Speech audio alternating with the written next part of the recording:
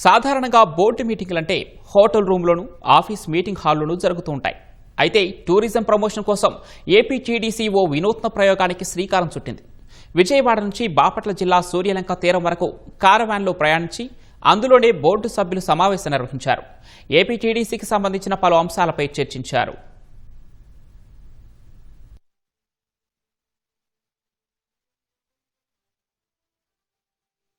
Tourism promotion లో భాగంగా international tourism డెస్టినీగా చేయాలంటే ఆలోచనతో ఉన్నటువంటి పరిస్థితుల్లో బోర్డు మీటింగ్ కూడా వినూత్నంగా క్యారవాన్ వెహికల్లో, ఎందుకంటే ఈ బస్సెస్ కూడా ప్రమోట్ చేయాలి. విజిటర్స్ టూరిస్ట్ ఆ బస్సుల్లో వచ్చి ఎక్కడికైనా వెళ్ళి ఆ బస్సుల్లో ప్రయాణం చేయటం, అక్కడే ఉండటం. మనకున్న బీచ్లు ఆంధ్రప్రదేశ్ లో the best one of the 2-3 బీచ్ల్లో Suryalanka beach.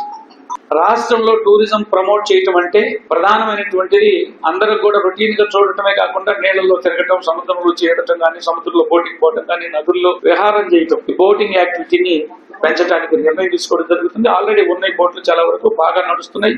ప్రజలు కూడా దీన్ని ఎక్కువ అట్రాక్ట్ అవుతున్నారు. ఆంధ్రప్రదేశ్ లో టూరిజం ను ముందుకు తీసుకెళ్ళడానికి మనం కృషి చేస్తున్నాం. AP tourism development corporation board meeting వినూత్నమైన విధానంగా మనం కారవాన్ లో మనం చేసాము. ఎందుకంటే మనం కారవాన్ టూరిజం అంతా మనం ప్రమోషన్ ఇస్తున్నాము. అదేవిధంగా కొత్త మనం కారవాన్ పాలసీ కూడా తీసుకురావడం జరిగింది.